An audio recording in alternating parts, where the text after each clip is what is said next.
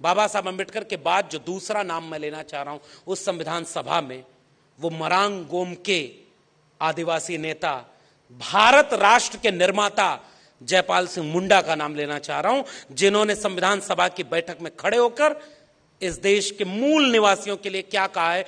मैं चाहता हूं कि इस पूरे कोटेशन को आप सुने और पूरा देश पढ़े कि हमारे लोगों ने कैसे इस देश के संविधान को बनाने की कोशिश की।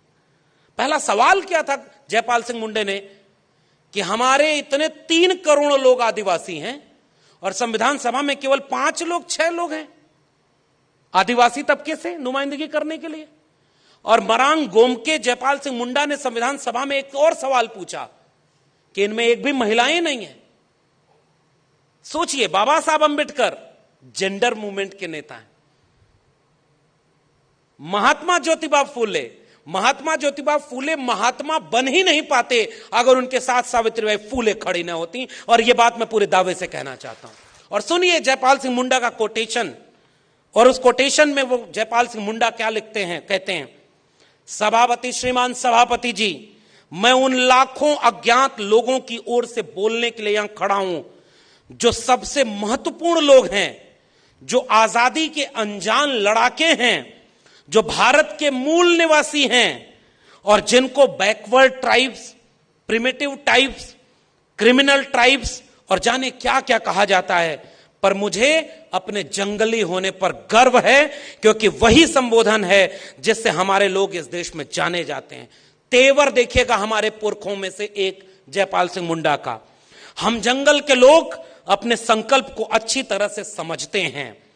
अपने 3 करोड़ आदिवासियों की ओर से मैं इस संकल्प का समर्थन करता हूं। और हम समर्थन इसलिए नहीं करते कि यह देश के हर नागरिक की धड़कन और उसकी भावनाओं की अभिव्यक्ति करता है। इस संकल्प के बाद भी हमारा कोई झगड़ा नहीं है। एक जंगली और एक आदिवासी होने के नाते संकल्प की जटिलताओं में हमारी कोई दिलचस्पी नहीं है। मैं सभा से कहना चाहता हूं कि अगर कोई देश में सबसे ज्यादा दुर्व्यवहार का शिकार हुआ है तो वो हमारे लोग हैं। पिछले 6000 सालों से उनकी उपेक्षा हुई है और उनके साथ अपमानजनक व्यवहार हुआ है। मैं जिस सैंधव घाटी सभ्यता का वंशज हूं उसका इतिहास बताता है कि आप में से अधिकांश लोग जो यहां बैठे हैं बाहरी हैं, घुसपैठिए हैं, जिनके कारण हमारे लोगों को धन और धरती छोड़ करके जंगलों में जाना पड़ा है। इसलिए यहां जो संकल्प पेश किया गया है वह आदिवासियों को लोकतंत्र नहीं सिखाने जा रहा।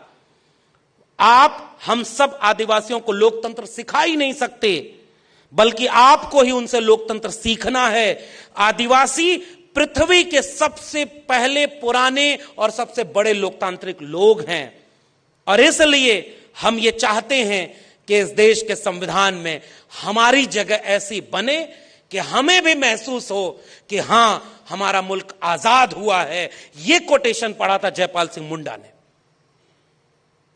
और आज इस देश में आदिवासी अपने जल जंगल जमीन, अभी मैं 1 हफ्ता पहले बस्तर से लौटा हूं, आप यकीन नहीं मानेंगे, देश के बड़े बड़े पूंजीपतियों के हाथों में वो जल जंगल जमीन बेची जा रही है और जो आदिवासी वहां लड़ रहा है उसको गोली मारी जा रही है।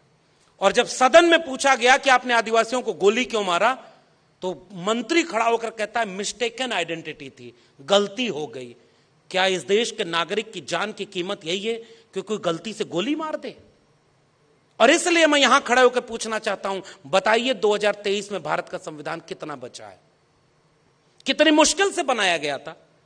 डॉक्टर अंबेडकर ने एक एक क्लॉज पर पढ़ करके इतना कुछ लिखा है, इतना कुछ डिबेट करके एक न्याय, समता और बंधुता का भारत बनाया है। और आज इस देश को कहां पहुंचाया जा रहा है?